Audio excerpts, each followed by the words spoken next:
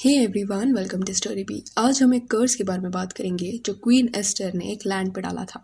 क्या हुआ था उस जमीन पे कि क्वीन एस्टर जो वहां बॉर्न हुई थी उसे अपने घर को ही कर्स करना पड़ा। तो साल था मिड 1700 का, जगह पेंसिल्वेनिया।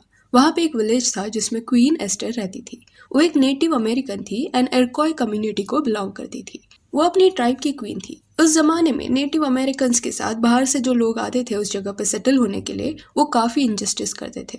तो ये सारे लोगों को ट्राइब वाले वाइट सेटलर्स कहते थे। ट्राइब के लोग थोड़ा अलग तरीके से जीते एंड ये जो सेटलर्स थे वो सिटी लाइफस्टाइल को प्रेफर करते। तो ऐसे कई लोग क्वीन के गांव के बाजू में बसने लगे। ग्रेजुअली वहां इतने लोग आ गए कि एक टाउन ही बन गया। टाउन के लोग ट्राइब वालों से बुरी तरीके से पेश आते। उन्हें मारा जाता, उन्हें कभी कभी वहां से भगा दिया जाता, उनके जमीन पे उन्हें काम करने नहीं दिया जाता।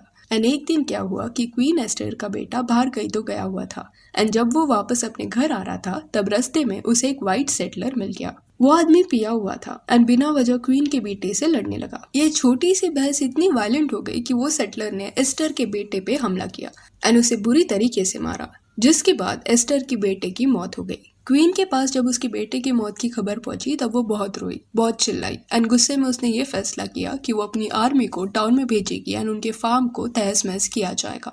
ये जो क्वीन का गुस्सा था वो उसके ट्राइब के साथ जो इतने सालों से नाइंसाफी होते आ रही थी, जो बिना वजह उन्हें मारा जा रहा था, वो सबका था। इस वजह से बेटे के जाने के बाद उसने बदला लेने का सोचा एंड क्वीन के आदेश पे ट्राइब की आर्मी ने वही किया। वो टाउन में गए एंड फार्म बर्बाद करने लगे। इस सब में कुछ सेटलर्स की मौत भी हो गई जो टाउन में रहते थे। क्योंकि ये 18th सेंचुरी की बात है तो डॉक्यूमेंट्स वाया कभी पता नहीं चला कि इस हमले में एक्चुअल में कितने लोग घायल हुए एंड कितनों की मौत हुई। पर दो नाम सिर्फ डॉक्यूमेंट्स में मिले जिनकी मौत हुई थी, और वो थे आर्थर वैन रोजम एंड उसकी वाइफ जाना। ये सब 27 सितंबर 1778 को हुआ था। इस हमले के बारे में पूरे टाउन में खबर फैल गई। वहाँ एक पावरफुल आदमी भी रहता था जिसका नाम था थॉमस हार्टले। उसने क्वीन के हमले का जवाब देने का मन बना लिया था। उसने कुछ अपने 200 सोल्जर्स को ट्राइब जहाँ रह रही थी उस डायरेक्शन में भेजा। क्वीन एस्टर की आर्मी को पता चल चुका था कि थॉमस के लोग उस पर हमला करने आ रहे हैं। जैसे ही अगली सुबह थॉमस की आर्मी आई, ट्राइब की आर्मी ने उन्हें रोकने की पूरी कोशिश की एंड इस बीच में दोनों आर्मी में जंग छिड़ गई। क्योंकि थॉमस की आर्मी काफी बड़ी थी तो ट्राइब वाले उसे रोक नहीं पा रहे थे। जैसे ही क्वीन एस्टर को समझा कि वो बैटल हारने वाले हैं, उसने ये आदेश जारी किया कि सारी औरतें एंड बच्चे उनके साथ सेफ जगह जाएंगे, और वो वहां से भाग गए। दूसरी तरफ ट्राइब के जो मैन थे वो थॉमस की आर्मी को जितना हो सके रोकने की कोशिश कर रहे थे सो दैट औरतों को वक्त मिले भागने का। फिर क्वीन एस्टर, ट्राइब की औरतें एंड बच्चे जंगल की तरफ भागने लगे एंड वहां बैटल फील्ड में ट्राइब की आर्मी को बेरहमी से मारा जा रहा था। उनके पास उतने एडवांस वेपन्स नहीं थे जितना सिटी वालों के पास था। थॉमस एंड उसकी आर्मी इस वजह से जीत गई, जिसके बाद वो जंगल की तरफ गए क्वीन एस्टर को पकड़ने। उन्हें ज्यादा वक्त नहीं लगा एंड उन्होंने जंगलों में क्वीन एस्टर को पकड़ लिया। क्वीन के साथ साथ ट्राइब के जो और भी लोग थे उन्हें जबरदस्ती एक पॉन्ड के पास लाया गया।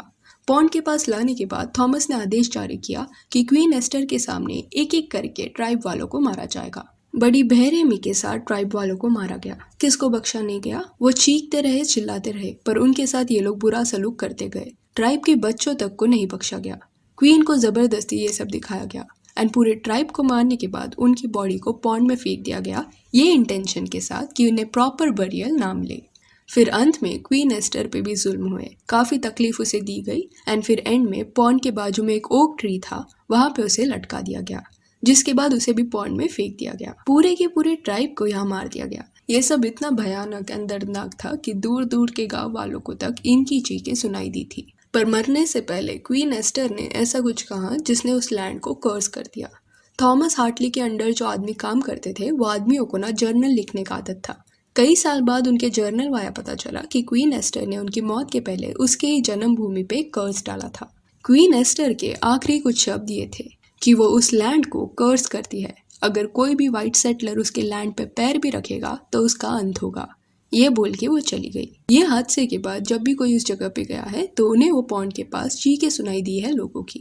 हंटर्स जब भी जंगलों में जाते तब उन्होंने ये बताया कि उन्हें ओक ट्री पे एक औरत लटकी हुई दिखाई देती है, पर अचानक से फिर वो गायब हो जाती है। ये सब की वजह से वो जगह पे लोग जाने से डरते थे एंड जिस जगह पे इतना पेनफुल हादसा हुआ हो वहाँ कुछ तो पीछे छूट जाता है, चाहे फिर वो लोगों की चीखें हो या उनका दर्द। It stage. So yeah, that's it. ये थी कहानी क्वीन एस्टर की। Do let me know what is your opinion on this and if you want you can follow us on Instagram, जिसका लिंक आपको डिस्क्रिप्शन में मिल जाएगा। और ये वीडियो अच्छी लगी हो तो लाइक एंड शेयर करें और ऐसे और अपडेट्स के लिए चैनल को प्लीज़ सब्सक्राइब करें। Thank you.